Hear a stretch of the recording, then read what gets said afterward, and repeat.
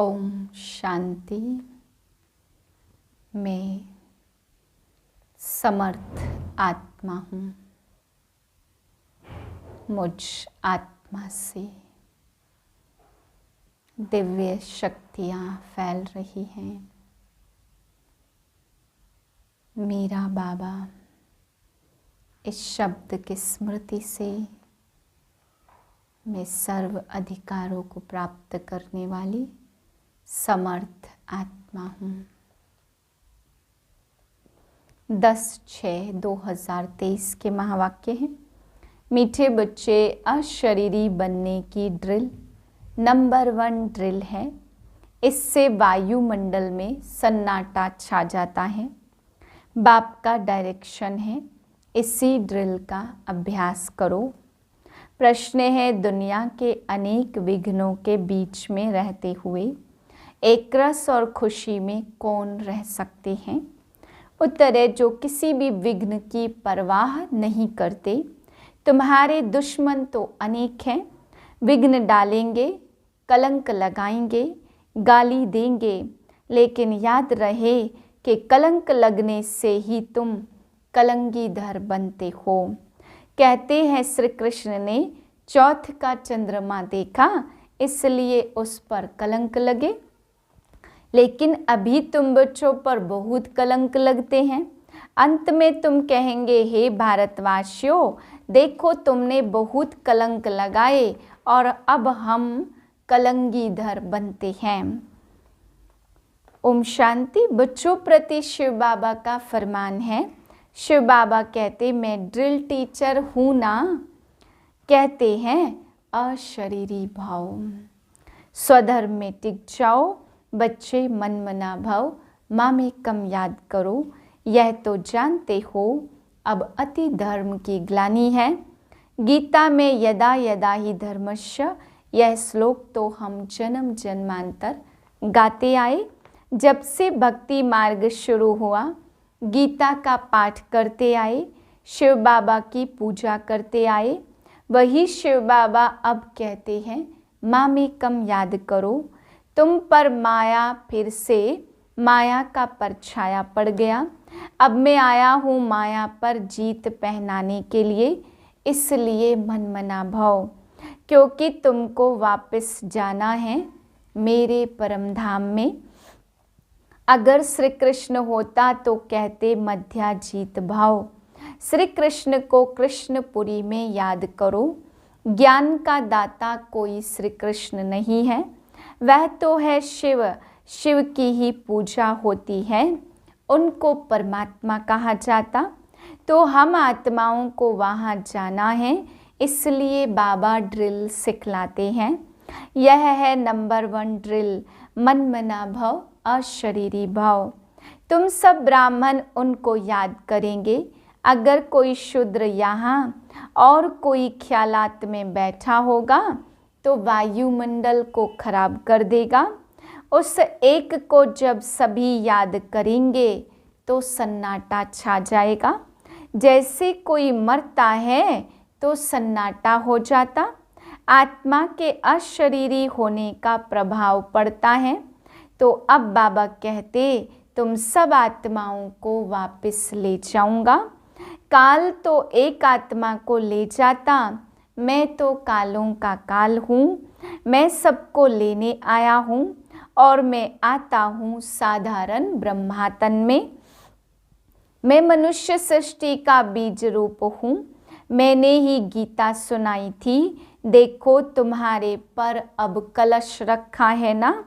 श्री कृष्ण की गोपियों को भी कलश दिखाते। कहते हैं श्री कृष्ण ने मटकी तोड़ी। अब वह मटकी काहे की? तुम्हारे सिर पर जो विकारों की मटकी है वह तोड़ते हैं और ज्ञान अमृत का कलश देते हैं।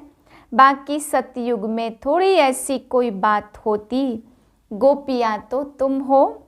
गोपी बल्लभ की गोपियों पर जो जहर का कलश था वह फोड़ ज्ञान अमृत का कलश रखते। तो इसमें बुद्धि बहुत अच्छी चाहिए, तब धारणा हो सकेगी। गोपियों का बल्लभ तो है शिव बाबा, श्री कृष्ण को बल्लभ नहीं कह सकते। लिखा है गोपियों को भगाया, अब बाप थोड़े भगाएंगे। यह तो कायदा नहीं है। बाबा समझाते, जब कोई महात्मा कहे शिवोहम तो बोलो एक तरफ कहते हो महात्मा यानी महान आत्मा, फिर अपने को परमात्मा अथवा शिवोहम क्यों कहते हो? महान आत्मा तो पवित्र आत्मा ठहरे। यह राज समझाना है। इसको ज्ञान का धर्म युद्ध कहा जाता। उन्हों के पास शास्त्रों की मत और तुम्हारे पास है श्रीमत। बाबा कहते मैं आता ही तब हूँ जब राजयोग सिखलाना है। भारत के ऊपर ही यह सारा खेल है। हीरो हीरोइन का पार्ट भारतवासियों को मिला हुआ है। वास्तव में वंदे मातरम भी इन माताओं को कहा जाता। वह लोग तो भूमि को मातरम कहते। भूमि तो तत्व है, उनको थोड़ी माता कहा जाता। इस धरनी में रहने वाली तुम माताएं हो, तुमको वंदे मातरम कहा जाता। अब भूमि को वंदे मातरम कहते हैं तो भूत पूजा हो गई। अभी तुम बच्चे योग बल से अपनी बादशाही लेते हो। जिस तरफ साक्षात सर्वसमर्थ सर्वशक्तिमान है उनकी ही जीत होनी है। परमात्मा की महिमा तो बिल्कुल अलग है। वह आकर ड्रिल सिखलाते कि माँ में कम याद करो। अब तुमको बहुत दुख देने वाले हैं, सभी दुश्मन बन विघ्न डालने हैं। यह कोई नई बात नहीं है, हमको दुनिया की परवाह थोड़ी है। श्री कृष्ण के लिए कहते चौथ का चंद्रमा देखा तब इतनी गाली खाई। कलंक जिन पर लगाते वही फिर कलंगीधर बनेंगे। फिर अंत में कहेंगे अरे भारतवासियों तुमने हमें कितनी गाली दी। देखो हम यह बन रहे हैं, राज्य भाग्य ले रहे हैं। लड़ाई के मैदान पर तो बहुत सहन करना पड़ता, तो जो राज्य भाग्य देते हैं उन पर बलिहार जाना पड़ता। यह शिव बाबा समझा रहे हैं। यह दादा अपने को भगवान नहीं कहते, इसलिए शिव बाबा कहते बच्चे कल्प कल्प यह तुम्हारा पार्ट है। तुम भी कहेंगे जब जब धर्म की ग्लानि होती तब तब बाबा आते हैं। अब बाबा आया हुआ है, वर्षा ले रहे हैं। निमंत्रण पत्र में भी लौकिक बाप के हद के वर्षे और पारलौकिक बाप के वर्षे वाली पॉइंट बहुत अच्छी लिखी हुई है। बेहद के बाप से बेहद का वर्षा मिलता। लक्ष्मी नारायण को बेहद का वर्षा किसने दिया? बाबा ने। तो यह सब समझने की बातें हैं। हमारा यह सितम सहन करने का भी पार्ट है। 21 जन्मों के लिए बादशाही मिलती तो इसमें मेहनत करनी पड़ती। गाया जाता सन सोज फादर, स्टूडेंट सोज टीचर। अब तुम्हारा रियल पार्ट है, तुम समझा सकते हो। वही हमारा बाप टीचर सतगुरु है। वही मनुष्य सृष्टि का बीज रूप रचयिता है। सब जीवात्माओं का बाप है। उनको सर्वव्यापी कैसे कहेंगे? बाप तो ऊपर रहने वाला है, तब तो दुख में उनको याद करते हैं। वह आते तब हैं जब धर्म ग्लानि होती है। बाबा कहते हमारी जन्मभूमि भारत के रहवासी जब दुखी होते हैं तब मुझे आना पड़ता है। परमात्मा की जन्मभूमि भारत है। यह अक्षर कोई के मुख से कभी निकलेगा नहीं। अगर सब परमात्मा हो तो सबकी जन्मभूमि भारत होगी। बाबा कहते सभी प्रिसेप्टर्स को भी मैं मुक्ति धाम में ले जाता हूँ। जब उन्हों को यह मालूम पड़े कि हमको मुक्ति देने वाला बाबा है, वह भारत में जन्म लेते हैं, तो भारत बहुत बड़ा भारी तीर्थ बन जाए। समझो सभी को मालूम पड़े, परंतु आ कैसे सके, सभी तो भारत में आ न सके, इतना तो अन्न नहीं है भारत में। यह सुनकर बहुत बहुत खुश होंगे, ओहो हमारा बाबा तो इन गुरुओं आदि को भी मुक्ति देते, उनका जन्म भारत में होता। पहचानेंगे तो नॉलेज से ना, और क्या देखेंगे। ब्राह्मणों में जब किसकी सोल आती तो उनके बोलने से पहचानते, बिगर बोलने पहचान कैसे हो सकती। बात करने से मालूम पड़ेगा बरोबर फलानी आत्मा है। शिव बाबा भी जब नॉलेज दे तब समझे कि शिव बाबा बोलते हैं। ज्ञान यह तो दे न सके। कभी कभी कोई कहते हम शिव बाबा से बात करें, परंतु उनको पहचानेंगे कैसे, समझ भी नहीं सकेंगे।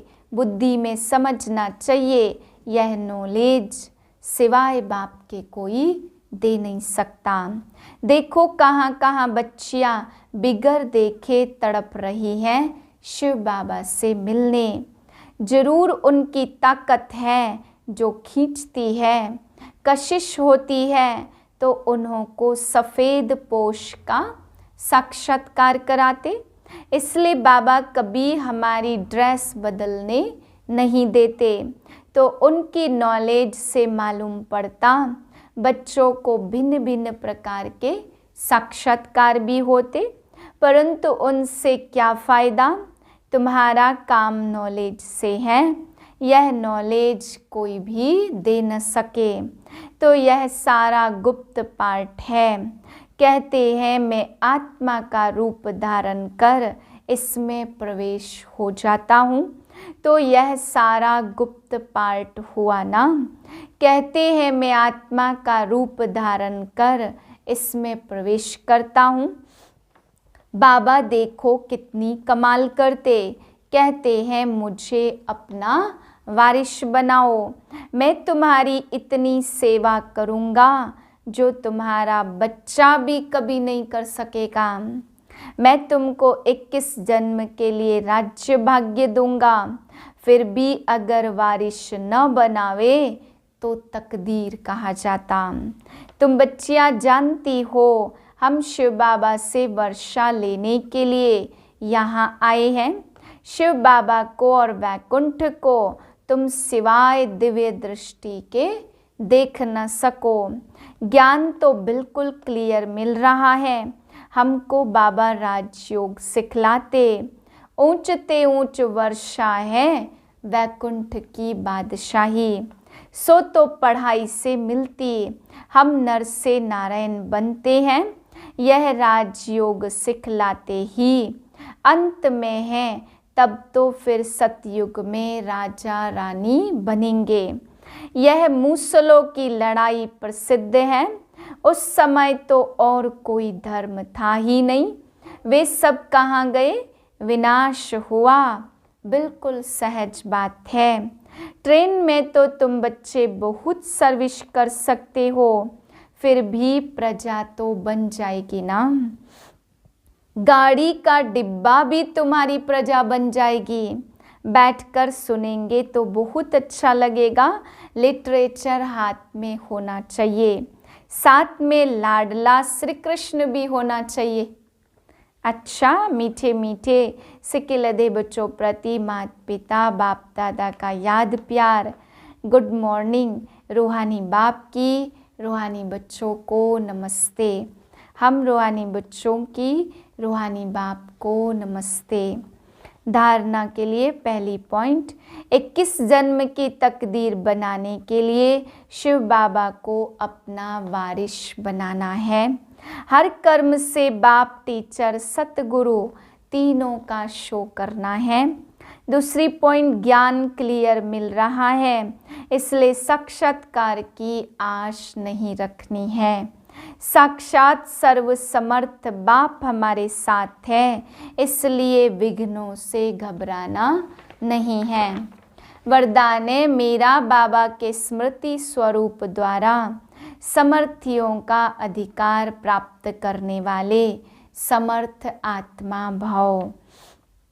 कल्प पहले की स्मृति आते ही बच्चे कहते तुम मेरे हो और बाप कहते तुम मेरे हो। इस मेरेपन की स्मृति से नया जीवन, नया जहान मिल गया और सदा के लिए मेरा बाबा इस स्मृति स्वरूप में टिक गए।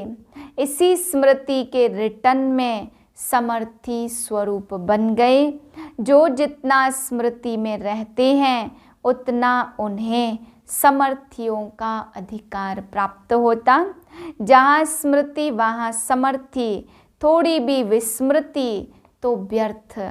इसलिए सदा स्मृति स्वरूप सो समर्थ स्वरूप बनो। स्लोगन है, हार्ड वर्कर के साथ साथ स्थिति में भी सदा हार्ड मजबूत बनो।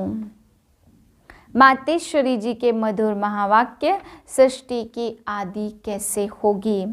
बहुत मनुष्य प्रश्न पूछते, परमात्मा ने सृष्टि कैसे रची, आदि में कौन सा मनुष्य रचा। अब उसका नाम रूप समझना चाहते हैं। अब उस पर उनको समझाया कि परमात्मा ने सृष्टि की आदि ब्रह्मा तन से की। पहला आदमी ब्रह्मा, तो जिस परमात्मा ने सृष्टि की आदि की है तो अवश्य परमात्मा ने भी इस सृष्टि में अपना पार्ट अवश्य बजाया। अब परमात्मा ने कैसे पार्ट बजाया। पहले तो परमात्मा ने सृष्टि को रचा, उससे भी पहले ब्रह्मा को रचा। तो गोया पहले ब्रह्मा की आत्मा पवित्र हुई, वही जाकर श्री कृष्ण बनी। उसी तन द्वारा देवी देवताओं की सृष्टि की स्थापना की। तो दैवी सृष्टि की रचना ब्रह्मा तन से कराई, तो देवी देवताओं का आदि पिता ठहरा ब्रह्मा, और ब्रह्मा सो श्री कृष्ण, और वही श्री कृष्ण फिर अंत का जन्म ब्रह्मा। अब ऐसे ही सृष्टि का नियम चलता था। अब वही आत्मा सुख का पार्ट पूरा कर दुख के पार्ट में आती, तो सतो रजो तमो अवस्था पास कर फिर शूद्र से ब्राह्मण बनते। तो हम सो ब्रह्मा वंशी, सो शिव वंशी, सच्चे ब्राह्मण। अब ब्रह्मावंशी उनको कहते जो ब्रह्मा के द्वारा अविनाशी ज्ञान लेकर पवित्र बनते। तो इससे सिद्ध है कि सृष्टि का आदि पिता है बाबा ब्रह्मा। अच्छा, ओम शांति।